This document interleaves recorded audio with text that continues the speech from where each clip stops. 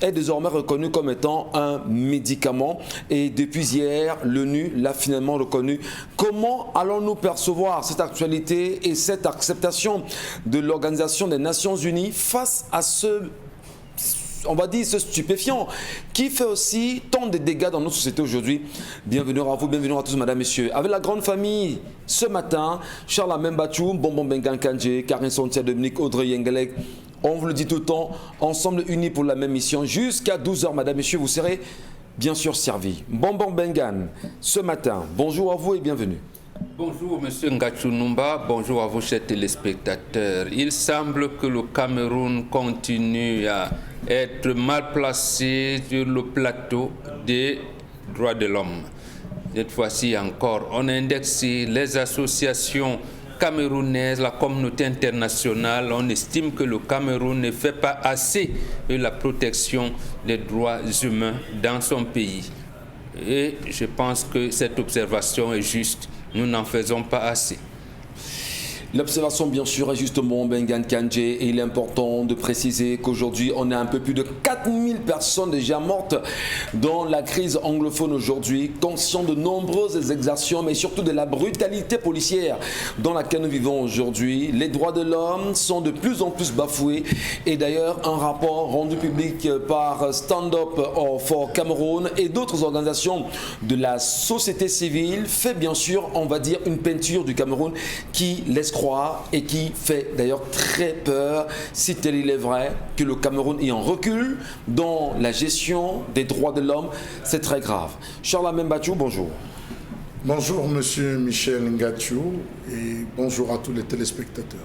Karine Sontia, bonjour. Bonjour Michel et bonjour aux téléspectateurs. Elle est là, comme tous les matins, madame et messieurs, des histoires très compliquées. Oui, il faut le dire. Hyper compliquées également. C'est Dominique Audrey Oyengelek qui nous fait le plaisir, l'amitié, la fierté, la joie, l'honneur d'être là tout le temps. Ça fait beaucoup. Bah ouais, en même temps, il faut reconnaître ce que vous représentez aux yeux des téléspectatrices qui vous adulent au quotidien et beaucoup trop se retrouvent. Non, Bah ouais. téléspectateurs. Je veux d'abord téléspectatrices parce qu'il y en a qui se retrouvent dans ce que vous dites. Non, elle m'aime pas beaucoup. Ah bon? Ah bah, Au parce que contraire. Elle m'aime pas beaucoup. vous êtes tellement véridique apparemment. Hein. Et elle n'aime pas. Elle n'aime pas. Elle n'aime pas. Bon. Moi, je vais plutôt commencer à filtrer les hommes qui s'approchent. Ils sont de plus en plus nombreux. Voilà, à apprécier Dominique Audrey. Ben écoutez, nous sommes là pour travailler. Je vais filtrer. Merci beaucoup. Allez, madame, messieurs, vous connaissez les plateformes à travers lesquelles vous pouvez réagir, comme c'est le cas tous les matins. Nous vous rappelons cela tout le temps. Hein. Allez, bien sûr, vous abonner sur la page Equinox TV pour vous qui êtes sur Facebook. N'oubliez pas également la page 10-12, le Zénith, toujours sur Facebook.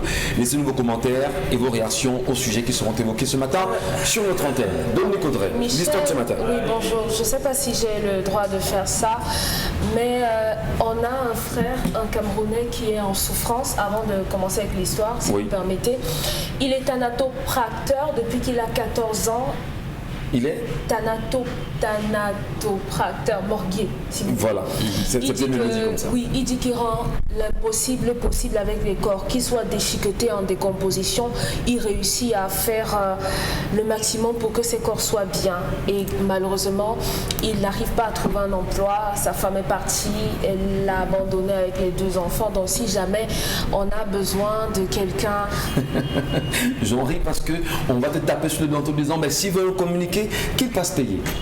Voilà. On peut pas se communiquer pour les demandes d'emploi. C'est pas ça. Je dis n'importe quoi. C'est que ça fait tellement longtemps qu'ils demandent et je me suis dit que ce serait méchant de faire comme si je ne voyais pas, Voilà. je ne disais pas. Vous êtes sensible justement à son appel. Oui. Il est morguier de profession.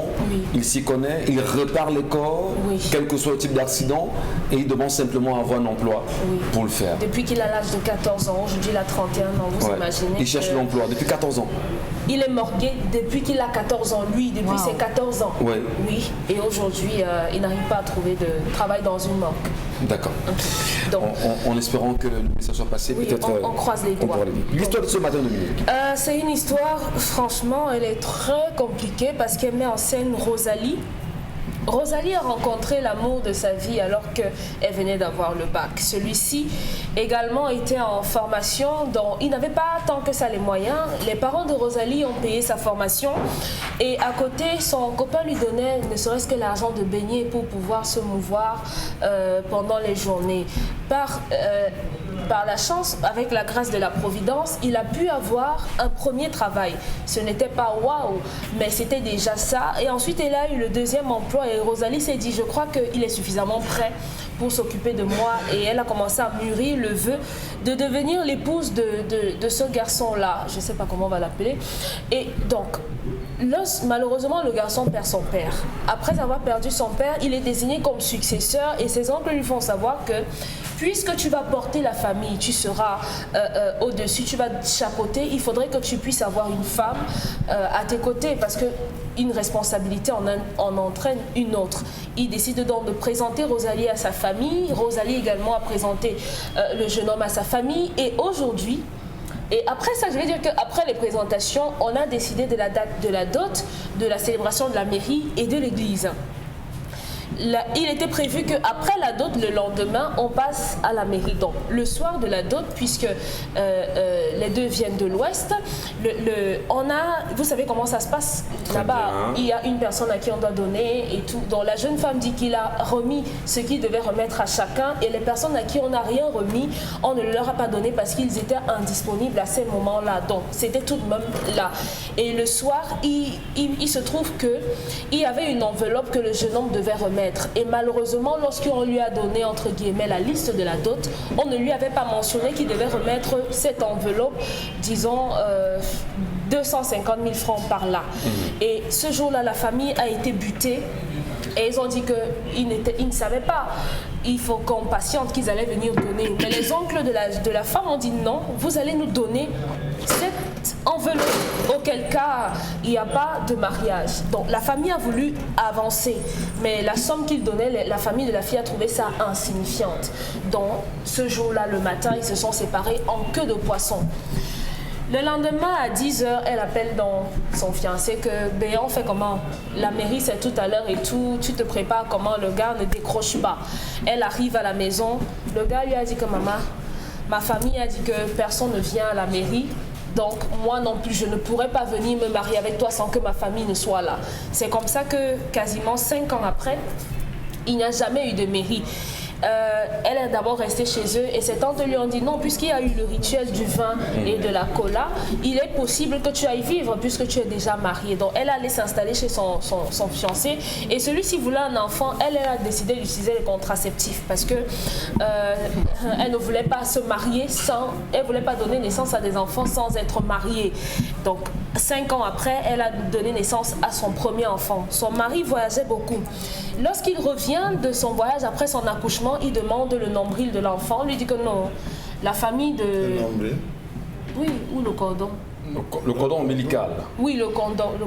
Oui, bon, quand vous dites nombril, c'est pour que celles qui nous regardent comprennent de quoi est-ce qu'il s'agit. Donc, il demande le cordon. Elle dit que non, ma famille s'est déjà occupée de ça. Mon père est parti avec. Il s'est fâché. Mais comment se fait-il que vous preniez le nombril, le cordon de l'enfant et tout. Donc il est d'abord parti, il allait rester dans son coin, elle est rentrée chez ses parents. Il ne venait même pas rendre visite à l'enfant, tout ce qu'il faisait c'est envoyer l'argent. Sa belle-mère est allée la prendre chez ses parents et elle l'a ramenée à la maison.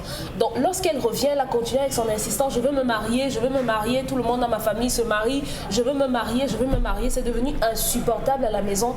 Le monsieur lui dit, bon, puisque tu veux tant te marier, tu me fais un deuxième enfant et c'est le régime polygamique. Elle a dit jamais monogamie et 0 enfant sans le mariage. Donc la situation est devenue tellement invivable qu'ils sont arrivés au point où lors d'une dispute, son mari l'a frappée. Elle appelle sa famille, papa comme tu vois là, il m'a tapé, il voulait me tuer, il m'a fracassé la mâchoire et tout. Ses parents sont venus porter et ses affaires et les affaires des enfants, ils sont rentrés avec. Lorsqu'il va rendre visite à ses parents, le père à l'enfant, chez ses beaux-parents, le père de la fille lui a dit ne mets plus jamais tes pieds chez moi. Et les frères de la femme l'ont tabassé correctement et bien en lui de partir. Donc l'enfant aura bientôt 2 ans.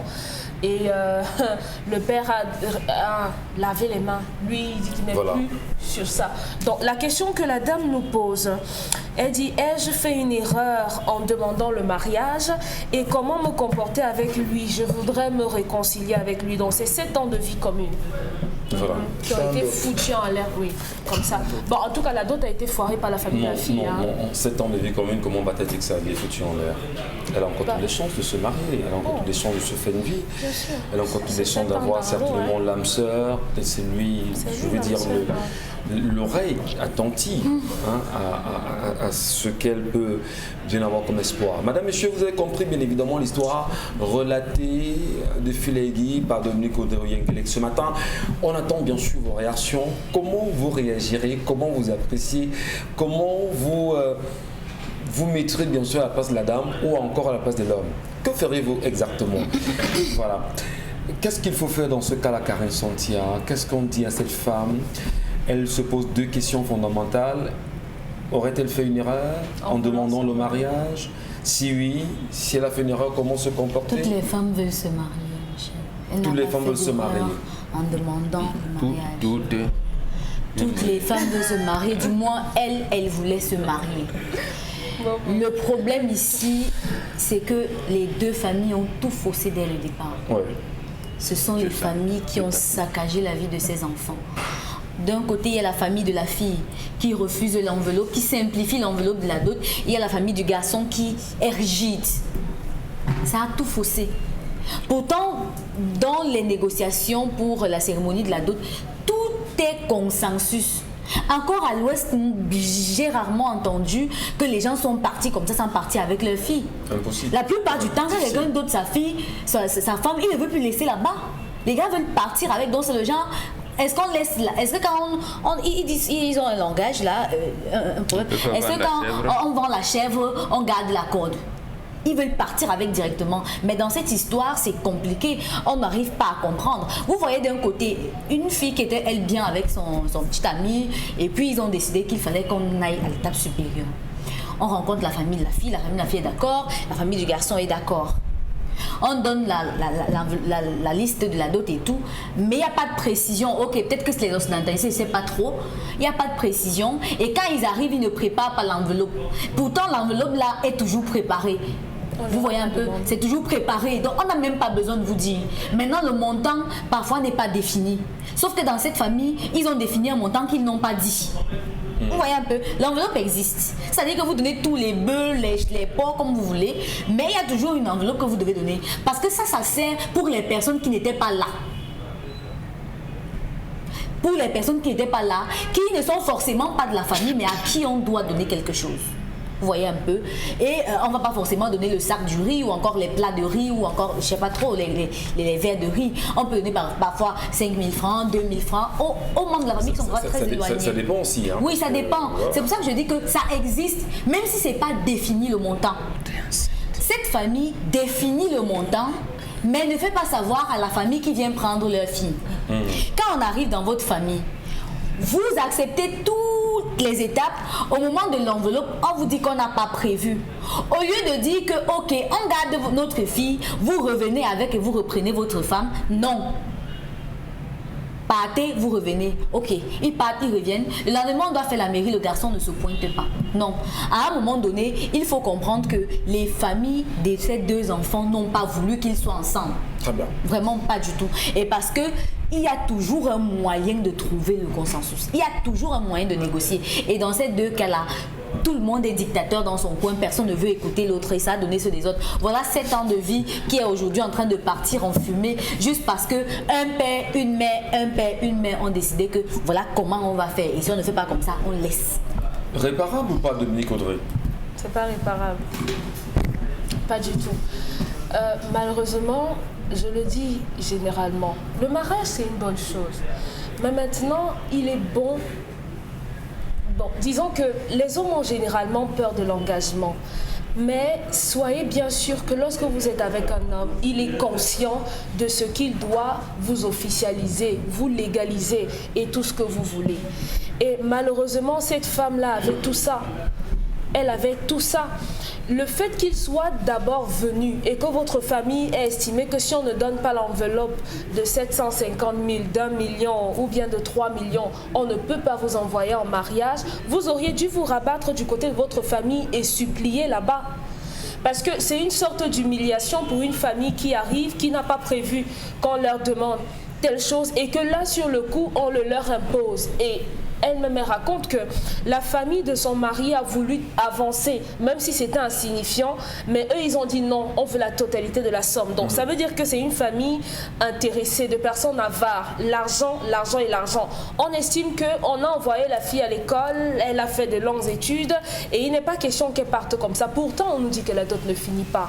Donc, c'est sa famille à elle qui a foutu le mariage en l'air et le garçon a fait preuve de bonne foi et vous a encore accepté. Elle aurait dû faire profil bas parce que ce genre de choses fait que, comme elle le mentionne, sa belle famille s'est retirée avec raison.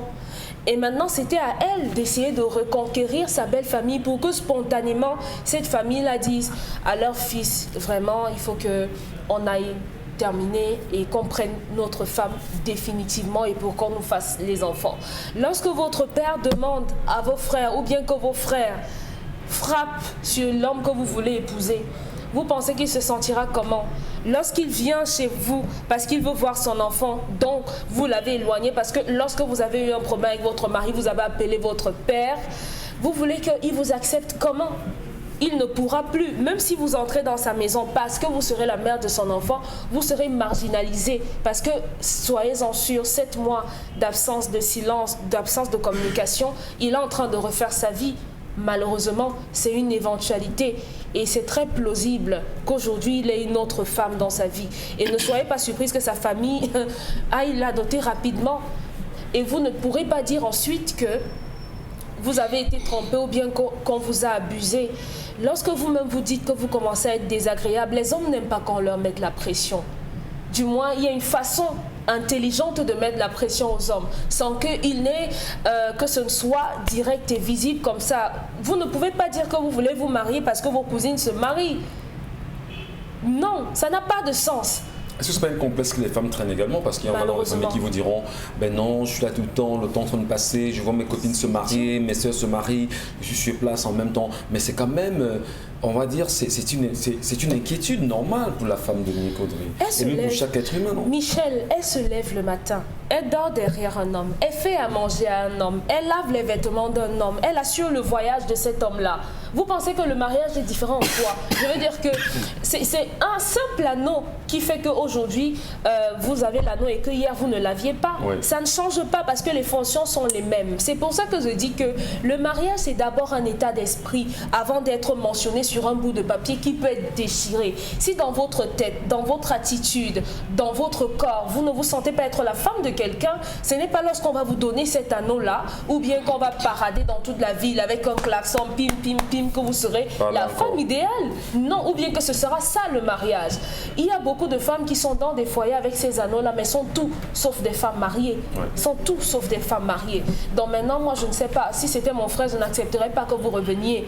Je n'accepterai pas parce que vous aurez humilié mes parents et vous auriez par-dessus le marché tapé mon frère. Je n'accepterai pas parce que votre père ne respecte pas votre mari. Vous pensez que ça va fonctionner comment? Cet homme-là pourra bien vous accepter, mais il y aura des rancœurs qui seront nourries. Des rancœurs même dans sa famille que même le temps ne pourra pas apaiser. Charamel, une situation quand même qui est rarissime à l'ouest du Cameroun et que si on en est là aujourd'hui, on peut bien comprendre. Est-ce qu'on se serait éloigné des réalités culturelles, culturelles même, pour prendre Bonbon Bengan ici, culturelles et culturelles réellement, voire traditionnelles. Qu'est-ce qui peut expliquer cet état de choses et comment aider cette femme à se retrouver véritablement?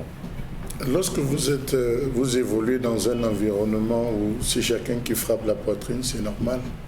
Lorsque vous évoluez dans un environnement où vous n'avez pas la considération de l'autre comme étant partie prenante dans vos aspirations, si on arrive à ça, lorsque vous vous suffisez, lorsque vous estimez que vous êtes le centre du monde, que tout tourne autour de vous, vous êtes le nombril de la terre, voilà, c'est ce à quoi on va tendre, M. Michel Ngatsou, et vous allez vous rendre compte que tous ceux qui généralement pensent se comportent ou agissent ainsi finissent seuls.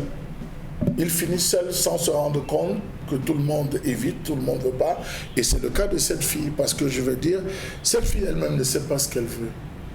Quand vous regardez dans le fond, elle ne sait pas ce qu'elle veut. Elle est dans les oreilles de ses parents, elle est dans les oreilles de tous ceux qui peuvent la côtoyer. Je veux le mariage, je veux le mariage, je veux le mariage.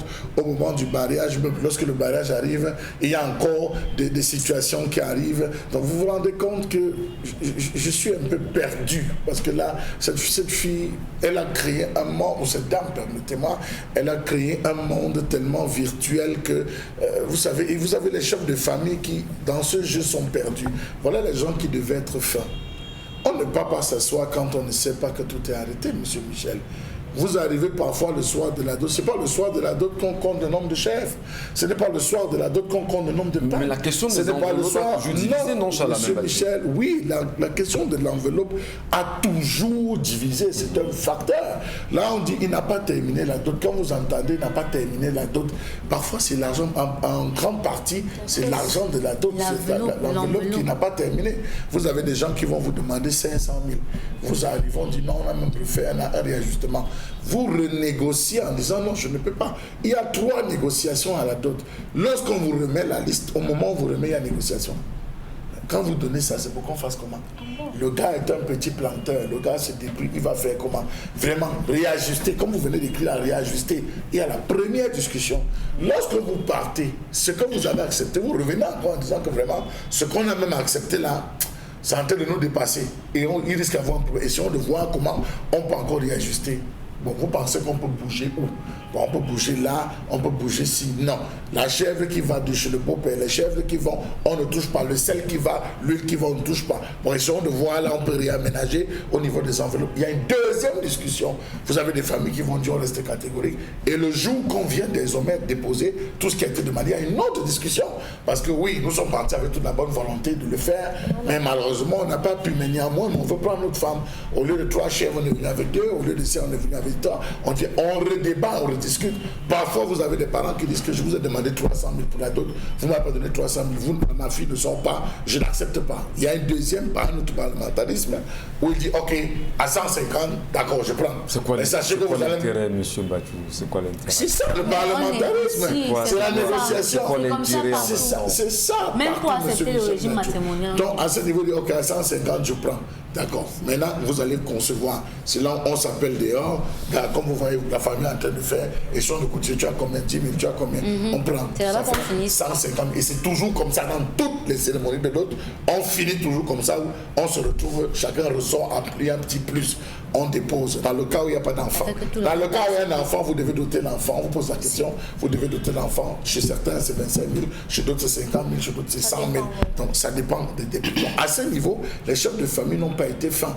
Est-ce que ce n'est pas la famille de la fille qui a bloqué? Il faut se poser la question. Est-ce qu'elle a toujours été ouverte? Vous avez une fille qui mouchade et qui chuchote beaucoup.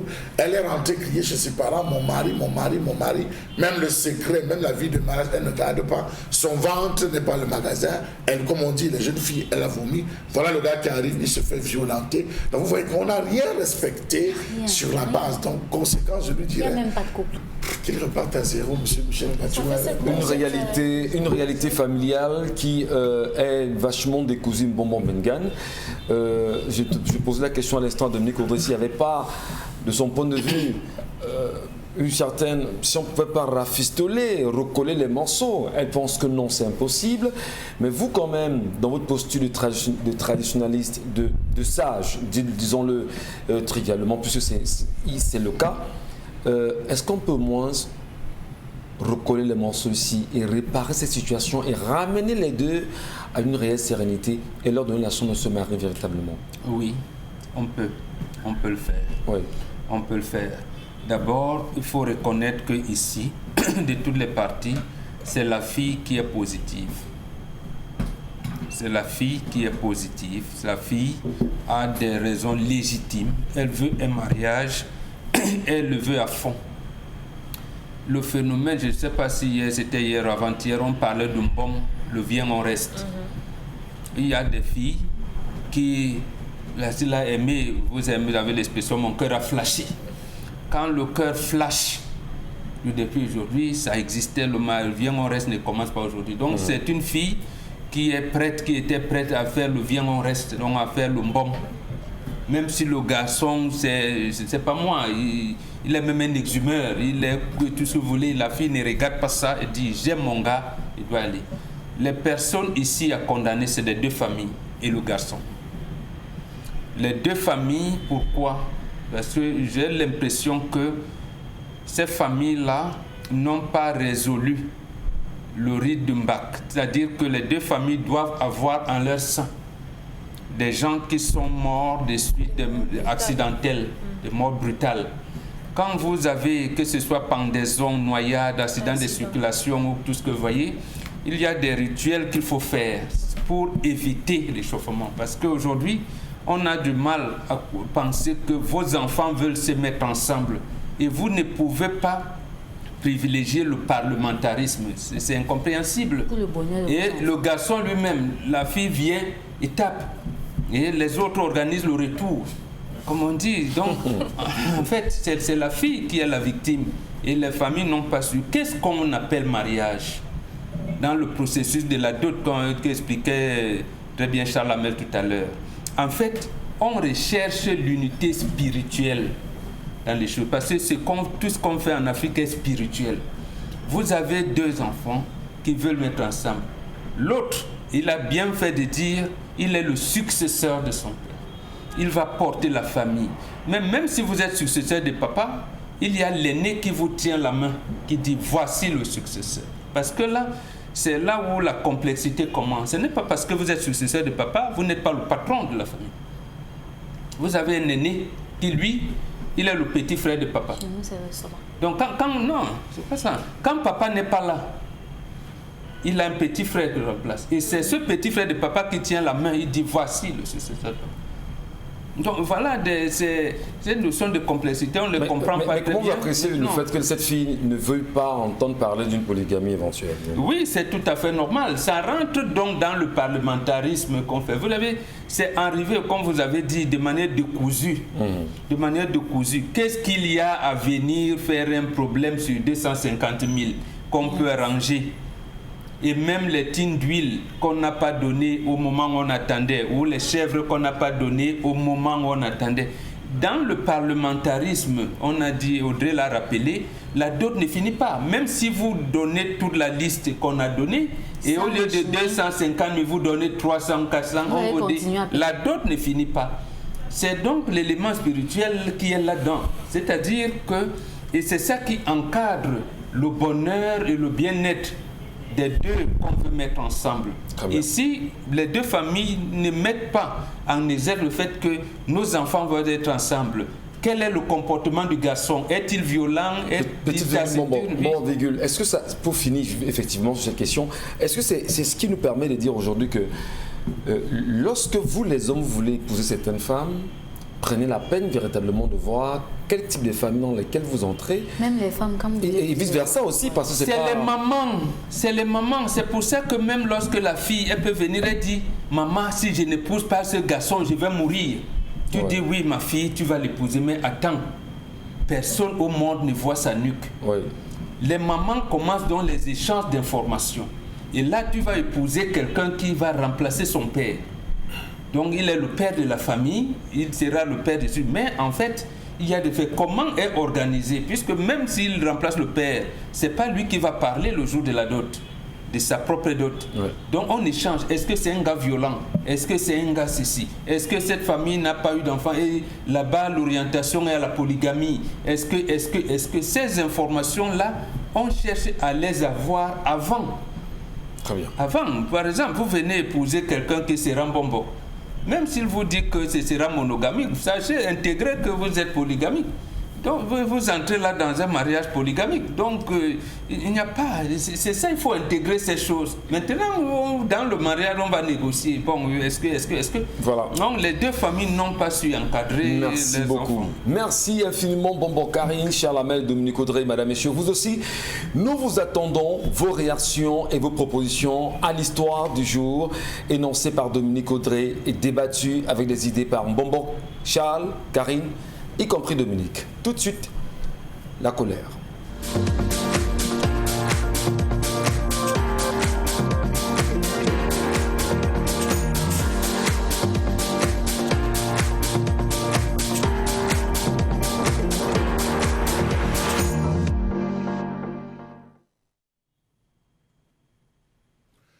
Je m'interroge ce jour sur la question de l'abandon du projet de restauration du pont de Pallard. Eh oui, le pont de Pallard à l'extrême nord semble être désormais, entre guillemets, abandonné, faute d'argent, dit-on. Comment comprendre que les travaux de restauration du pont Pallard soient à ce jour à la traîne malgré les multiples visites guidées des ministres de Yaoundé? Comment comprendre le fait pour les travaux qui devraient être livrés fin janvier 2021 de se retrouver encore à la traîne? À qui la faute? Aux ingénieurs sur le terrain?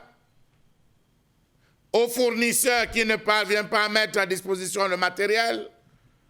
Ou alors au gouvernement qui a, on peut dire, bluffé?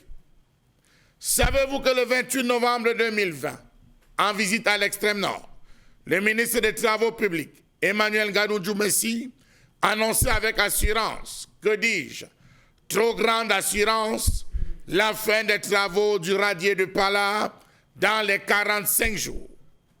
Annonce d'ailleurs pompeusement reprise par le ministre de l'administration territoriale, Paul Atangadi, qui conduisait cette mission.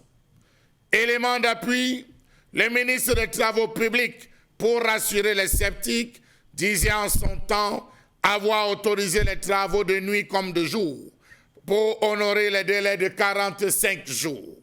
Pour clouer définitivement au pilori les mauvaises langues qui y voyaient une autre annonce de trop, 3 mois après la première de 45 jours faite le 28 septembre, Gadou Messi avait lâché « Nous n'avons pas lancé les travaux avant ce jour parce qu'il fallait laisser le niveau des eaux baisser. Maintenant que le niveau des eaux a baissé, dans 45 jours, le radier sera terminé », avait-il conclu sous les youyos écrits de la foule, très médusée, et content de savoir que le trafic devait reprendre entre les principales villes. Entre-temps, là-bas, dans l'extrême nord, on se bat à traverser comme on peut ce fleuve, on se bat à traverser avec des marchandises parce qu'on attend la fin de la restauration de ce pont. Entre-temps, des engins comme en période de campagne électorale avaient été mobilisés et mis à l'ouvrage pour démonter l'ancien radier.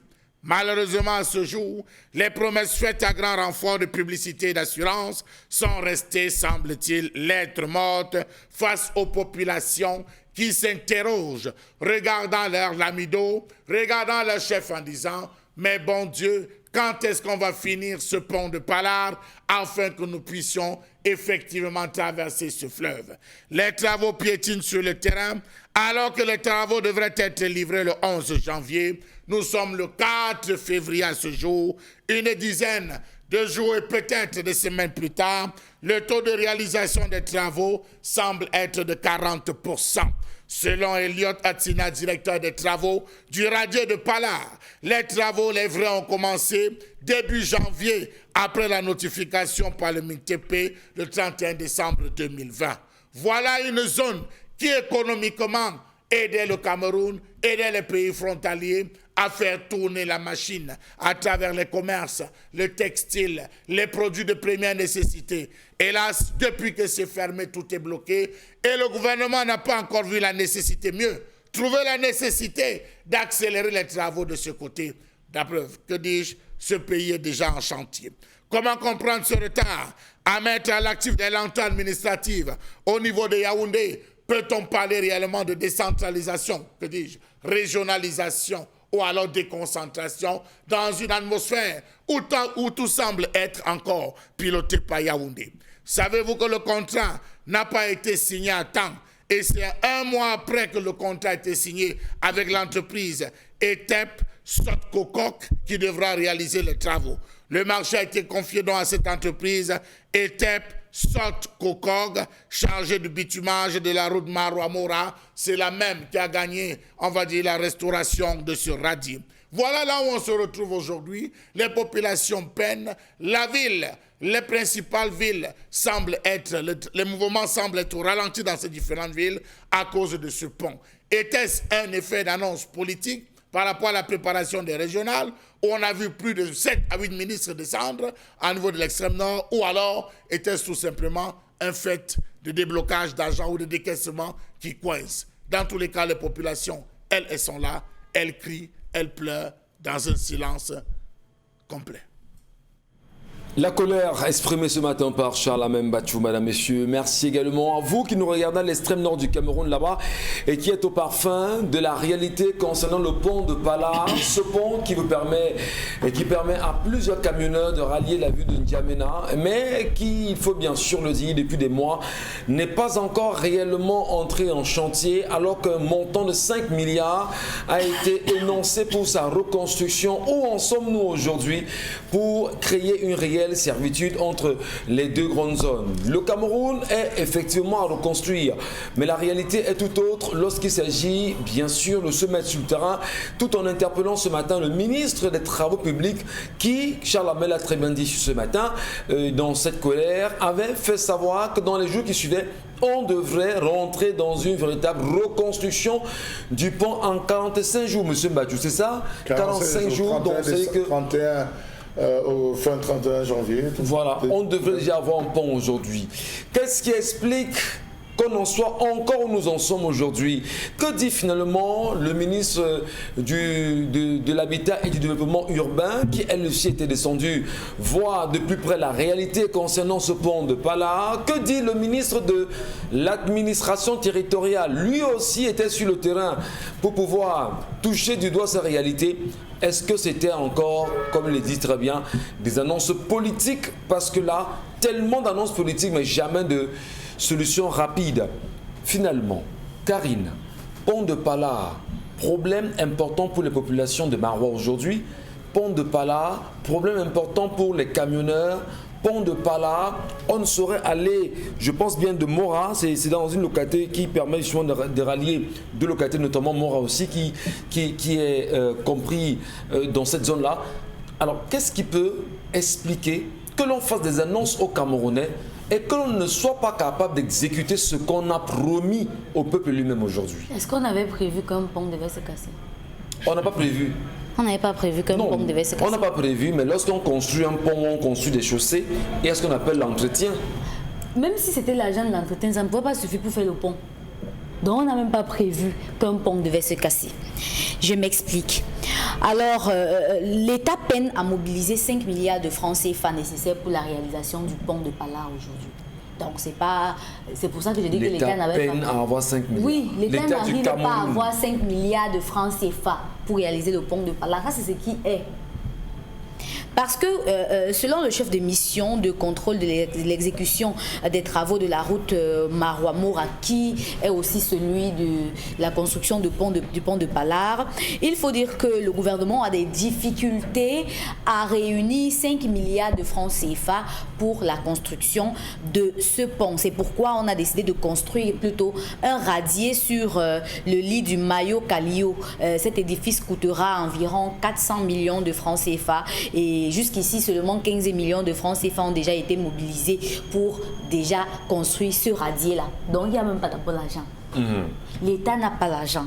Sauf que, comme nous sommes des spécialistes en effet d'annonce, en chahut et en bruit inutile, lorsqu'il y a eu cet incident, on a dépêché une grande délégation interministérielle avec un avion qu'on a loué pour aller toucher du doigt la réalité du pont cassé.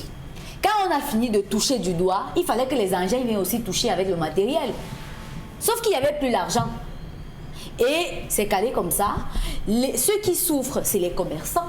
Parce que ce pont permettait la traversée de Marois pour rejoindre l'autre côté de Kousseri. Monsieur Mathieu, si je ne me trompe pas. Ça va jusqu'à N'Djamena. Jusqu'à N'Djamena.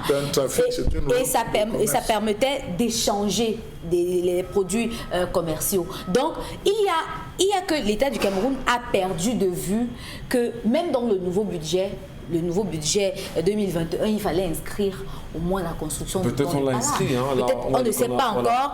Maintenant, ce qui m'intéresse encore plus, c'est les conséquences. Parce que si les voyageurs prenaient 2 jours à effectuer le voyage aller et retour, aujourd'hui c'est 4 jours pour rallier Maroua et N'Djamena juste avec les produits. Ils sont obligés parfois, lorsqu'ils entrent, de faire un rang.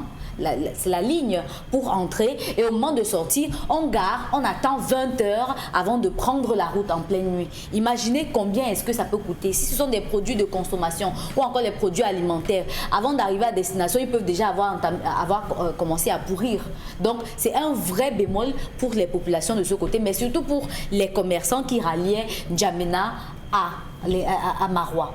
C'est un gros problème. Maintenant, ce qui nous reste à croire, c'est que ce qu'on attend maintenant, c'est qu'on fasse au moins cet édifice de 400 millions de francs CFA, au moins qu'on fasse ce radier qui devrait permettre de facilement relier ces 2 villes-là. Mais aujourd'hui, ce qui nous inquiète, c'est que à chaque fois qu'il y a des incidents pareils, vous vous rappelez de ces...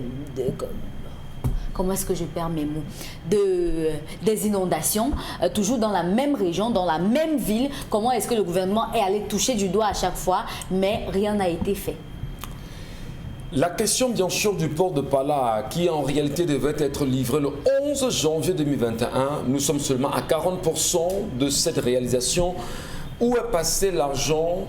Que dit le ministre des Travaux publics aujourd'hui, M. Nganou Djoumessi, étant donné qu'il y a quelques jours, on l'a vu inaugurer certains axes routiers au Cameroun, notamment il y a environ 3 semaines, si mes souvenirs sont exacts, on l'a entendu justement dire sa fierté à inaugurer certaines routes, mais il est important quand même de se demander pourquoi attendre tant de temps. Je ne sais pas si c'est bien dit, on se répète peut-être Dominique Audrey, mais on interpelle lui, le ministre. Il est où? Est-ce qu'il prend vraiment sa peine d'aller évaluer ce travail qu'il a restitué aux Camerounais? Parce qu'en réalité, c'est le 11 janvier, on ne parlerait plus de ça. 40%. Qu'est-ce qu'on fait des 60%? Entre-temps, Karim parle des conséquences. Ça reste encore très grave quand même, si rien n'est fait au plus tôt.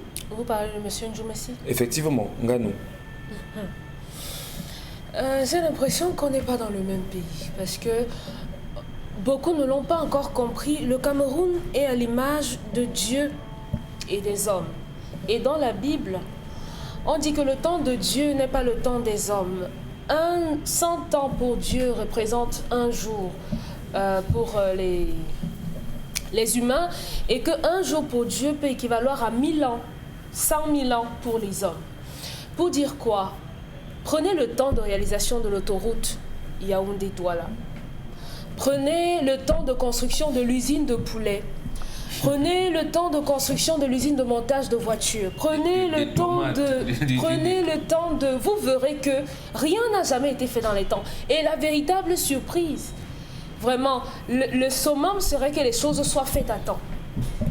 Donc, c'est un peu comme le journalisme où on ne s'intéresse qu'à ce qui ne se fait pas normalement, mais maintenant dans le sens contraire. Le fait qu'on ne fasse pas les choses à temps, c'est ça qui nous caractérise, c'est ça qui nous fait. Et aujourd'hui, malheureusement, quand ils sont allés là-bas toucher les effets du doigt, ils ont profité pour dire aux populations là-bas, ne vous laissez pas entraîner par certains, ne vous joignez pas à ça. On a vu même des motions de soutien qui sont sorties parce qu'on est allé les rouler dans la farine en leur disant on va vous faire ceci, on va vous faire cela. Et c'est malsain de toujours jouer avec les peines des citoyens. C'est malsain parce que malheureusement on est réduit à ça. On a quelque chose qui dessert, qui fait que les marchandises puissent entrer et sortir, et cet instrument-là, ce pont n'est plus fonctionnel. Les conséquences sont graves sur le plan économique. Mais maintenant, ça c'est pour ceux qui font le commerce. Et les populations alors? Riveraines. Voilà, les riverains font comment pour se mouvoir à ce niveau-là? Donc, interpeller M. Nganou, il est conscient. Il est bien conscient, il est pleinement conscient de ce qui ne marche pas. Est-ce qu'il a fait une promesse aux populations? Il a fait combien de promesses aux Camerounais? La personne qui l'a mis à ce poste-là a fait combien de promesses? Et les promesses ne vont pas en finir. que la buse se casse Douala Yaoundé, vous verrez, on vous fera encore d'autres promesses et vous allez attendre. On vous a dit qu'il fallait 5 milliards et qu'il n'y avait pas les 5 milliards. C'est pour ça qu'on devait faire un radier, un truc provisoire. Même ça, on ne fait pas. Où sont les autres ministres? Parce que M. Atangandi a dit, oui, non, vraiment, c'est 45 jours. Mais il a oublié que 45 jours... Oui, ils étaient tous là. Hein. Voilà. En tout cas, les articles le présentent également comme ayant rassuré que les 45 jours ça aurait été effectif. Donc, il a oublié cela, il s'est retrouvé à la FECA Foot. Donc, voilà, on attend. Le Cameroun a de bons textes, Mohamed Bengan, de problèmes d'application. Mais est-ce qu'on peut pas dire que le Cameroun a un réel problème de ces hommes? Vous avez vu les bons tests là-haut. Bon, j'entends ça toujours. Les bons tests, on a les bonnes lois. Oui, de mauvaises lois. Oui. Ben écoutez, comment vous pouvez mettre dans un code pénal que si quelqu'un juge que ma dot est élevée peut me mettre en prison et il épouse ma fille? C'est un bon test. Ça. Voilà. Mais peut-être dans sa globalité, tout n'est pas mauvais forcément. Mais la constitution, elle est bonne. Est-ce que, pour revenir justement au point de parler à mon Bengan, ne peut-on pas dire forcément que ce sont les hommes à même de mener à bien les projets de construction de ce pont qui font problème ou véritablement il y a un problème d'argent, comme on le dit? Est-ce que l'État du Cameroun manque vraiment 5 milliards, voire même moins, pour pouvoir construire ce pont-là aujourd'hui? Oui, Karine l'a dit, il n'y a pas d'argent. Mais l'argent, on le cherche. Ce n'est pas là le problème. Lorsque la délégation interministérielle est allée visiter le pont, cette délégation a fait un accident de circulation. C'est les propos de Mme Ketia Kourté qui m'intéressent. Allez, effectivement, nous restons avec vous, madame, monsieur. Et bien voilà, petit clin d'œil à ceux de celles qui nous regardent à l'instant. Bon Bengan Kandji, vous le disiez à l'instant. Ce qui vous intéresse, ce sont les propos de la ministre Ketia Kourté. Tout à fait. Mais d'abord, la coupure, il faut dire que ça fait partie des performances économiques de renouveau. On a dit qu'on privatisait la SONEL pour améliorer le service. Et on essaie d'améliorer le service en coupant le courant, l'énergie électrique tout le temps. Madame Ketia Kourté sort indemne de l'accident de circulation et elle dit « Je remercie le président de la République, son Excellence Paul Biya ». Vous voyez, ça veut dire que, comme dirait Audrey, il a déifié. Donc, quand quelqu'un sort de l'accident, c'est le président de la République qu'on remercie. Et si vous avez donc ce type de comportement, vous pensez que vous pouvez embarrasser le président de la République qui est l'entrepreneur en chef? Pas du tout. Non. L'autre chose, c'est quoi? C'est que le Cameroun a refusé de faire les plans. Lorsqu'on est sorti disons qu'on a atteint le point d'achèvement de l'initiative PPTE, on vous a parlé des budgets programmes et que ces budgets programmes s'échelonnaient sur 3 ans. Et malgré cela, nous sommes toujours en politique d'urgence. Ça veut dire que nous sommes allés emprunter dans le jargon médical. Quand on sort des urgences, on peut quand même aller à l'hospitalisation normale. Ou alors, on peut sortir des urgences et estimer que, bon, vous étiez en observation et vous rentrez à la maison. Ça veut dire la chose simple suivante. Lorsqu'on parle d'un projet urgent, on est dans la politique d'urgence, on imagine quelque chose, on finit. Ou alors, si on ne finit pas, on dit prolongement peut-être sur 6 mois, on fait un avenant. Ici, moi. Voilà comment on traite les politiques d'urgence. Sur ce cas précis, on a dit que ce n'était pas dans le budget, oui, mais comme c'est important, c'est nécessaire, il faut le faire, on élabore, on cherche donc l'argent pour réaliser ce projet. Réaliser ce projet, ça intègre tous ces ministères qu'on connaît, mais on finit. Le problème ici... Travaux publics, poste et télécommunications, eau et énergie. Parce que, en fait, les projets au Cameroun doivent être des projets intégrés. S'il ne faut pas faire comme le pont de Vouri ici. On fait le pont, à peine les premiers projets, on vous dit que le pont est inondé. Alors que le pont a la forme d'un toboggan. Comment un pont qui a la forme d'un toboggan est inondé? Attendez, même nous les indigènes, on a du mal à intégrer ça. Ça veut donc dire qu'on n'a pas associé Kamwata ou alors le ministère de l'ODJ, on a oublié qu'on peut passer les câbles électriques, ainsi de suite, ainsi de câbles comme tel. Donc, c'est le problème d'urgence, il fallait chercher l'argent en urgence et résoudre le problème. Il fallait chercher l'argent en urgence et résoudre le problème de la construction de pont de Pala. Madame, Messieurs, on vous retrouve dans un instant.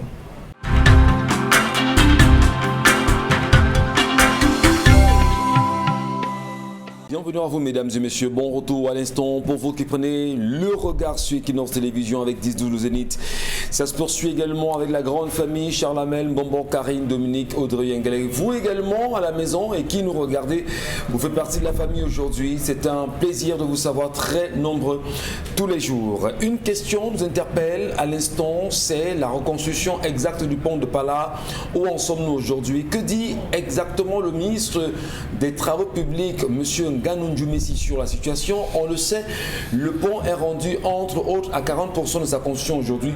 Mais pourquoi avoir promis 45 jours et ne rien faire? En réalité, il est important de s'en souvenir qu'il y a des conséquences économiques majeures sur ce pont. Et comment peut-on expliquer que l'ingénieur de l'État ne soit pas au parfum de cette évolution? Bonbon Mbengan tout à l'heure a parlé d'urgence. Lorsqu'il faut parler d'urgence, on n'en serait plus là aujourd'hui. On aurait résolu, comme c'était un peu le cas avec la route cassée en deux, coupée en deux à Mayaï sur l'axe lourd Douala-Yaoundé, quand on sait qu'il n'a fallu que 48 heures maximum que les choses soient faites à ce niveau, même si les bus, pour beaucoup, ont été remplacés, on va dire, rapidement et que ce n'était pas de bonne qualité, mais il y a eu une urgence et on a trouvé une solution. Le Mungo. Comme le on a appelé vite le chantier naval pour faire quelque chose. Ici, on peut mobiliser le génie militaire. Et il a été démontré que le génie militaire camerounais peut faire un pont et traverse le Vouri en 2 jours. Il a été démontré? Oui, il a été démontré pourvu qu'on leur donne les moyens. Pour la route de Bonabasem, par exemple, on ne leur a pas donné les moyens. Mais bon, ils ont abandonné. Donc, en 4 mois, le génie militaire peut bien faire ce pont. C'est pour ça qu'il est là. On parle bien de l'armée de profession. Donc, dans ces cas d'urgence, on peut faire intervenir le génie militaire en lui donnant les moyens adéquats. Mais ici, ce qui s'est passé à Douala, je ne sais pas si on voulait que les populations s'en prennent aux militaires. Et comme les militaires, c'est un corps qui ne parle pas, qui n'a pas vocation à parler, qui a vocation à rester calme et tout, bon, on parle bien de la grande muette. Se trouve dans des situations compliquées. Alors aujourd'hui quand même, qu'est-ce qu'on doit dire? Qu'est-ce qu'on peut faire? C'est dire à M. Nganou Ndjumesi, monsieur le ministre, réveillez-vous. C'est dire à l'entrepreneur de l'État, monsieur le président de la République, regardez les conditions des Camerounais dans cette zone, ou interpeller les populations à trouver d'autres moyens pour se faire entendre pour la reconstruction rapide de ce pont-là. Non, c'est le président de la République. Je vous ai dit que regardez, observez bien leurs ministres. Leurs ministres ne veulent pas prendre des risques. Comment quelqu'un sort d'un accident de circulation, au lieu de remercier Dieu, il dit remercier le président de la République. Et le ministre des Travaux publics, je ne cesserai de le citer ici, Patrice Ambassala, il nous a fait la démonstration qu'en fait les ministres n'ont rien à faire. Ils ne doivent même pas réfléchir. Ils ne doivent même pas faire des propositions. Lui qui est l'ingénieur, c'est lui qui a sorti l'expression l'ingénieur de l'État. On ne l'écoute pas. Vous, l'ingénieur de l'État, on ne vous écoute pas. Donc, on va donc écouter qui?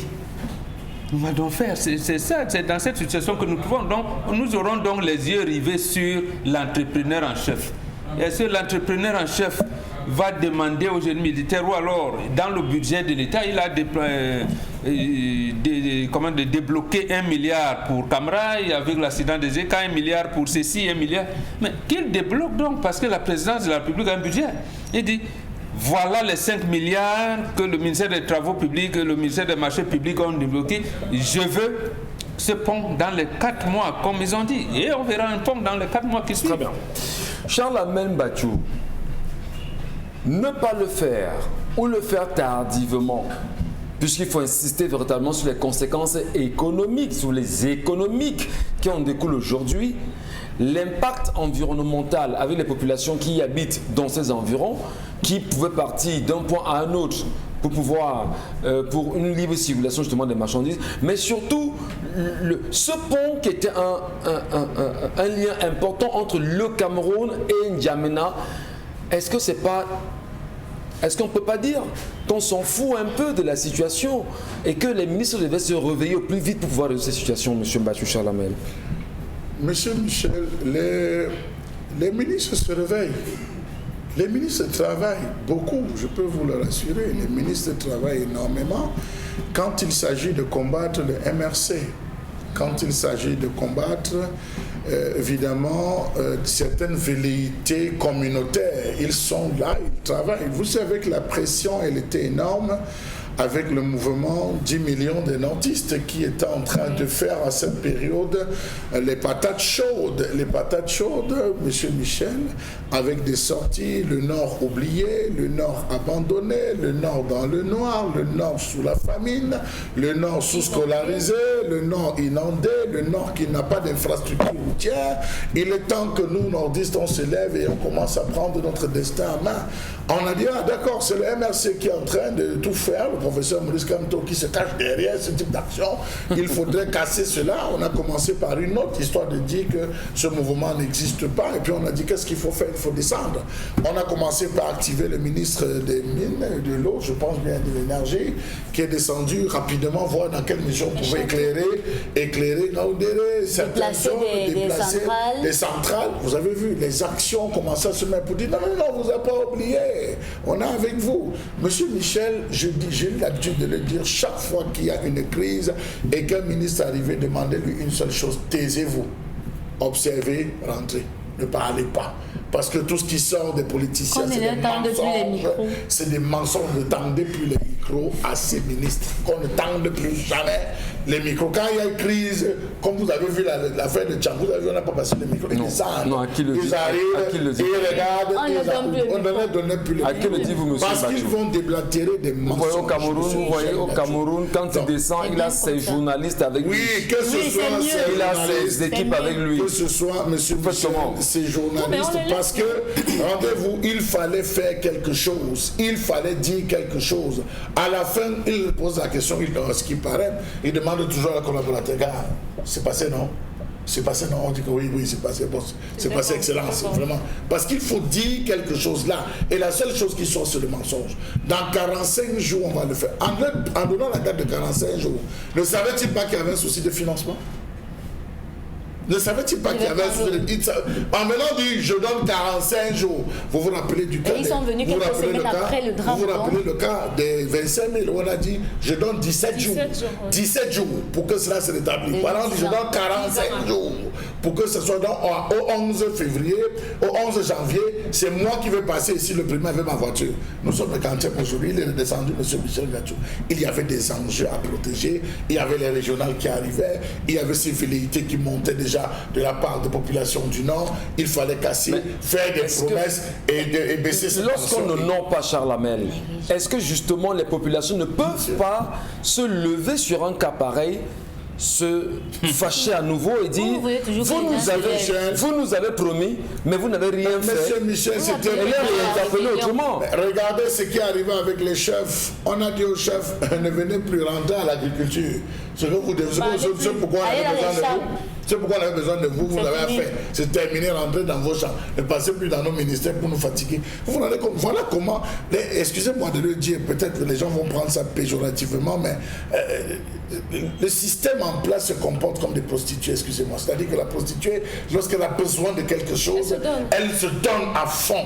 Lorsqu'elle obtient, elle s'en fout au plus offrant. Plus c'est là, donc le Nord, qui est, on va dire, la zone la plus grande, avec le plus grand nombre d'habitants, la plus peuplée, la plus enflée, il fallait arriver, calmer, les rassurer. Le chef de l'État a pris des nouveaux doléances, rassurer que ce pont, la preuve, nous sommes venus combien? C'est le chef de l'État qui nous a envoyé. Nous sommes combien de ministres dans la délégation?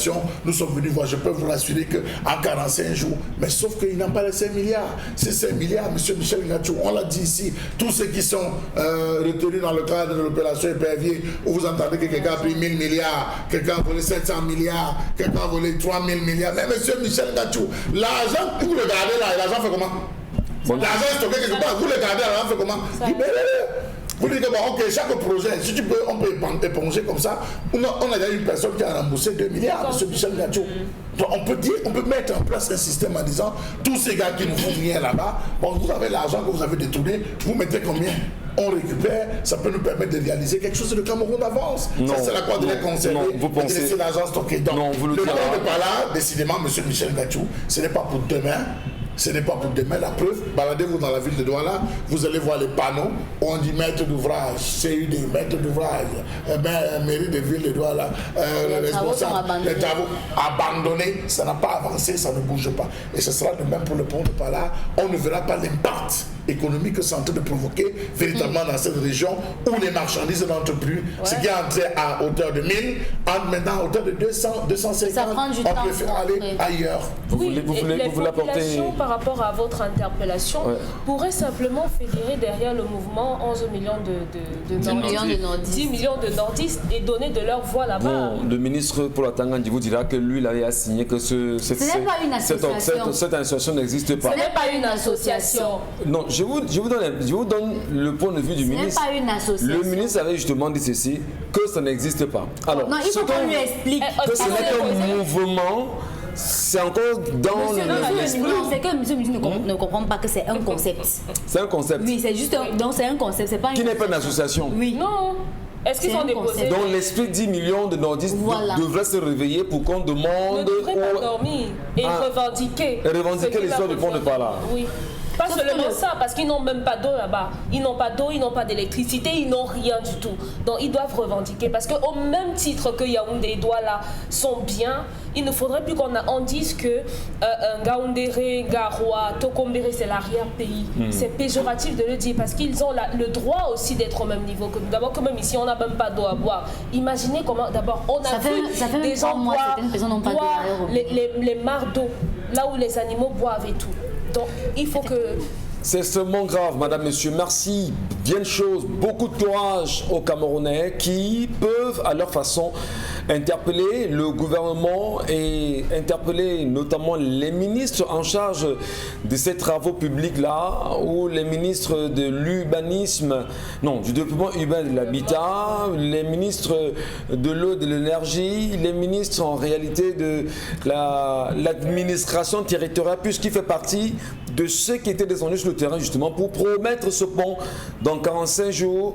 Est-ce que final les nordistes peuvent se dire... Il y avait des élections régionales qui approchaient. Oui, mais est-ce qu'au final nos frères du Grand Nord, les Camerounais du Nord peuvent se dire, vous nous avez promis, où en sommes-nous? Nous voulons le pont. C'est le moment. Le problème, c'est que même là où ce n'est pas le Grand Nord, ils font les mêmes promesses et ils ne réalisent pas. Bon. On a parlé de la région du Sud. La région du Sud. On a parlé de la région de l'Est. On a parlé ici des régions du Nord-Ouest et du Sud-Ouest où il y a toujours des promesses, même du littoral, et on ne réalise pas.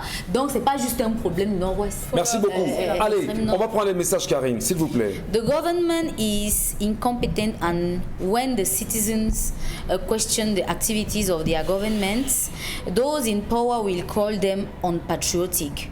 But the government can't seem to be able to think right. Je pense que c'est ça. To do things right. Ok. Fidélis Tasson qui a écrit ce message. Hugues Magne qui dit que je souhaite moi la démission d'Emmanuel Doumessi, Gale Bibé, Nalova Lyonga. Je souhaite de pied ferme. Les histoires sur... voilà un autre message. Ils n'ont pas 5 milliards pour faire un pont, mais ils ont 70 milliards pour la fête pour faire la fête à Edoudi. Quelle méchanceté pour les Camerounais. Que faire de ces sataniques qui ne se soucient pas de la population?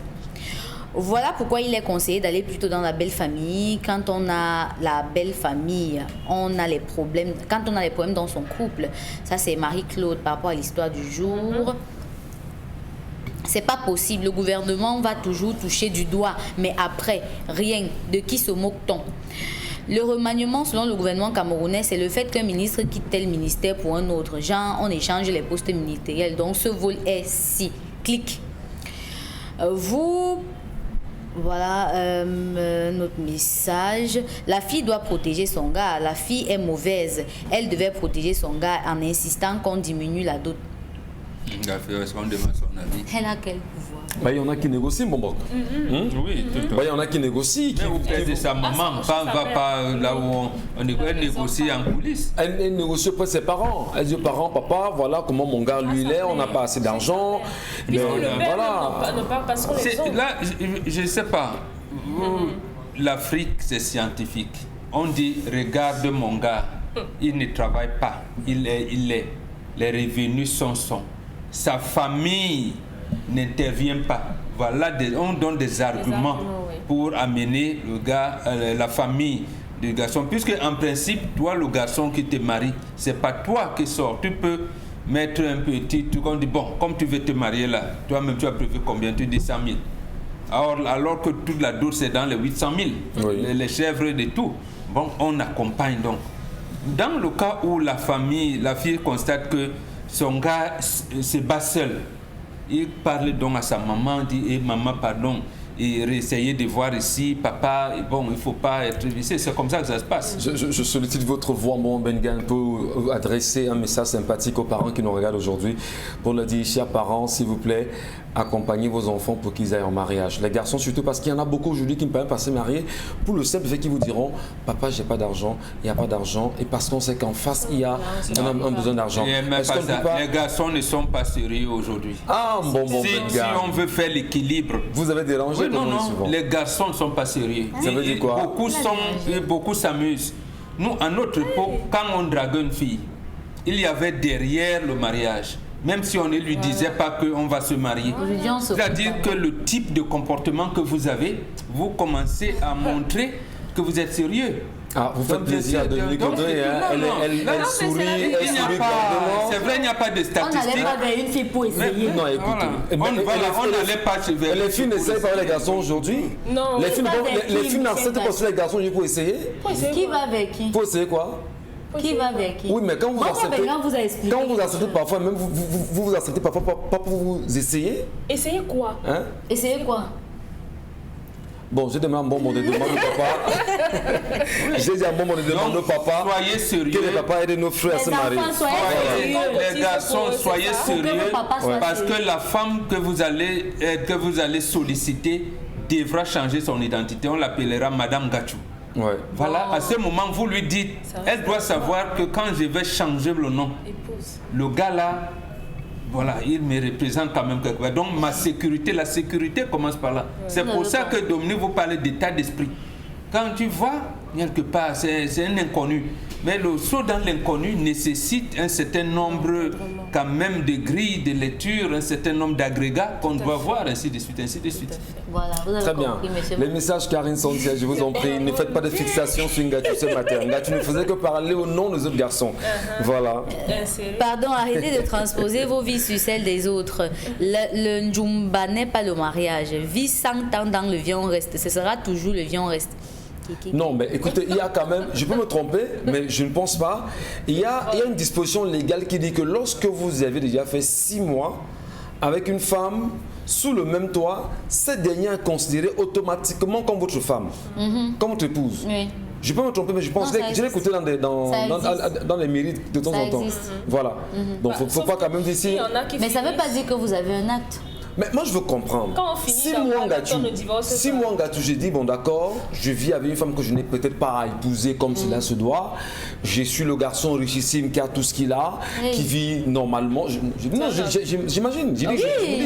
C'est une image que j'ai faite.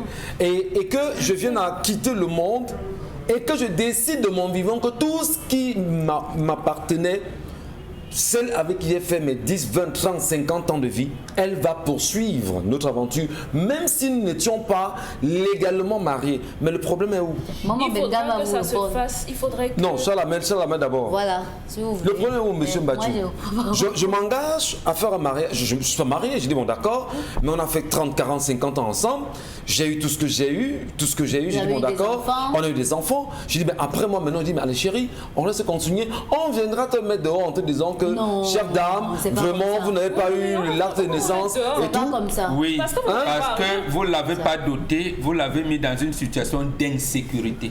D'abord, vous n'avez pas le droit de donner des noms à ces enfants-là. Oui, on est d'accord. Voilà, mais prenez même les noms. Prenez même les noms, il n'y a pas de problème. Mais qu'est-ce qui m'interdit, moi, de laisser tout ce que j'ai comme avoir à la dame avec qui j'ai vécu? Ça veut dire que vous n'êtes pas un homme sérieux. Vous avez fait comme un ancien président français là, qui a dit que je ne me marierai pas. Voilà. Vous n'êtes pas un homme sérieux. Voilà ce qui se passe dans nos traditions africaines. Il n'y a de richesses que d'hommes. Tout le monde cherche à avoir une tête. Quand vous avez ces hommes, vous les façonnez. Après, vous les situez.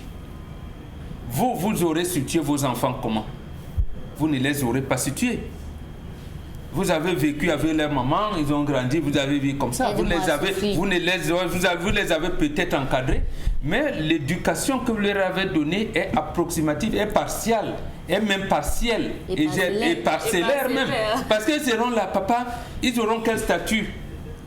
Parce que en fait, si tu ne la donnes pas... Est-ce que mon ADN a un problème? Écoutez, est-ce que mon ADN change dans ces enfants? Si ça a un problème, puisqu'il y aura une dispute entre votre belle famille que vous n'avez pas adoptée comme belle famille et votre propre famille. Je décède, je laisse tout ce que j'ai comme avoir à cette femme.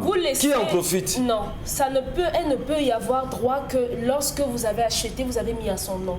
Si vous et moi, on vit dans la même maison, vous mourrez et que vous avez acheté un frigo à votre nom, si vous mourrez, je ne peux Si je prends les papiers du terrain, je donne chez un notaire, quand mon décès donne ça à la dame là, on fera quoi? On va donner à la dame. Alors? Mais vous vous mariez pour laisser les biens à quelqu'un? Non, c'est un exemple. C'est pour dire comme les gens s'accrochent sur les biens en réalité, non, c'est ça pourquoi on se marie. Oui, les gens savent quoi, c'est que non, il a quoi, ils sont d'où. C'est pour ça que Dominique parlait d'état d'esprit. On ne se marie pas pour les biens. Merci beaucoup. Donc on se marie pas. Non, on se marie pas pour les biens. Merci beaucoup. Il y en a qui font plus de voilà. Du vrai n'importe quoi. Après la dot, si la mairie est le lendemain, la femme passe la nuit dans sa belle famille. C'est de là qu'elle va à la mairie. C'est une histoire qui n'a pas de sens. Vous n'avez simplement pas compris que lors de la dot, il y a eu des disputes. Si vous dites, Dominique Audrey, vous dites qu'on ne fait pas les choses à temps, mais on a fait quoi de concret, même avec de retard? Tout est fait à moitié, sinon au tiers, juste le temps de tromper la vigilance du peuple. Peter Aaron. Un autre message. Waouh. Un autre message, l'ego avec le mariage. Certains ne veulent même pas comprendre que c'est pas tous qui ne sont pas mariables. Mais mariables, gars, tous les hommes ne sont pas appelés à se marier. Elles sont juste couchables. Concernant la colère de Chalamel, c'est ça le pays. Rien n'est jamais fait à temps. C'est lorsque les Camerounais vont mourir en essayant de contourner qu'ils vont se réveiller.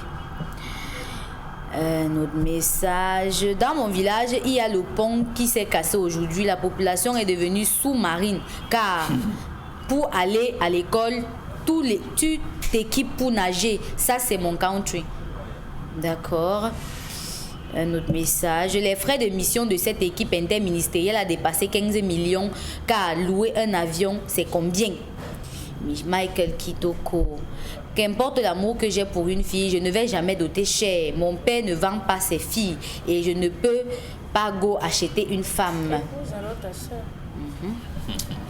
Mais il y a des familles quand même où on dit aux filles, vous arrivez, il y a des familles où vous arrivez, le père dit, ben, écoutez, moi je vends pour mes filles, moi je vous les donne. Allez vous battre et quand vous aurez le temps justement d'avoir un peu d'argent. Quand vous aurez un peu d'argent, venez me donner. Donner 10 millions pour une femme, ça achète des... Ah voilà, 10 millions. Ça veut dire que c'est 10 millions. 10 millions pour une femme. Tu 10 millions, c'est quoi?